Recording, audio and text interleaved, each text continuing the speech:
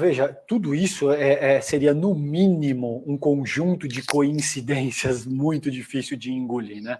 Agora, Saraiva, eu tenho uma questão que eu gostaria de abordar contigo, que é o seguinte, e é uma pergunta legítima, tá? Não é uma pergunta retórica, não. Eu realmente gostaria de entender isso.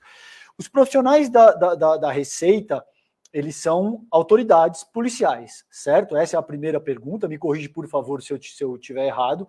E, uma vez que um ministro de Estado diz que não tem nada a declarar e está aportando 16 milhões de reais em joias, e ele é pego em seguida, depois de dizer que ele não tinha nada a declarar, a pergunta aqui é, isso já não caracteriza um crime, que ele poderia ter sido acionado naquela hora ali?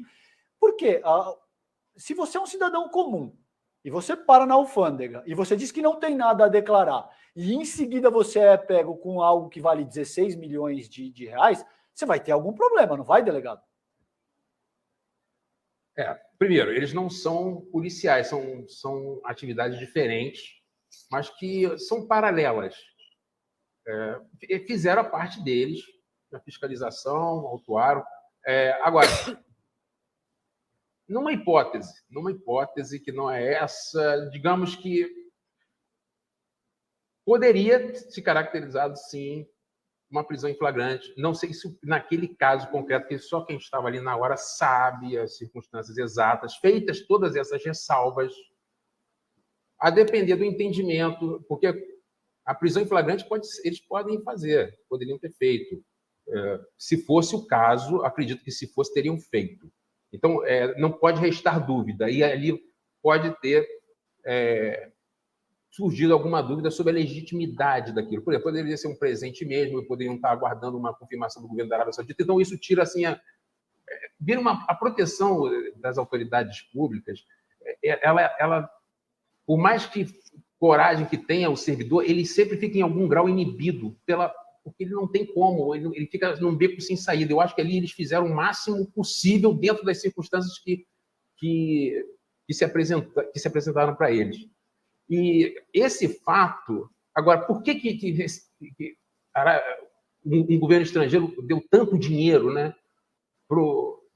ou para o governo brasileiro, que não parece ser o caso, ou se foi um presente pessoal? Isso me lembra aquela cena do filme Poderoso Chefão, a segunda parte, em que o ditador Batista recebe um telefone de ouro maciço. E no filme fica claro que se trata de suborno, né? Porque não existe almoço grátis. Estamos falando de 16 milhões de reais escondidos dentro de uma estátua, de um cavalo. As histórias simplesmente não batem. Vindo de uma viagem oficial em que certamente foram discutidos assuntos relativos a interesses nacionais. Ficou muito feio, para dizer o mínimo. Isso está sendo apurado, certamente vai se chegar a alguma conclusão. O ministro Flávio Dino já fez declarações nesse sentido, que a apuração será rigorosa. E um negócio desse e tem mais um detalhe, né? Sabe-se lá se esses diamantes não saíram do Brasil mesmo, porque os contrabandeados lá para fora estavam voltando, né? Porque a gente sabe que contrabando de diamante no Brasil é uma enormidade.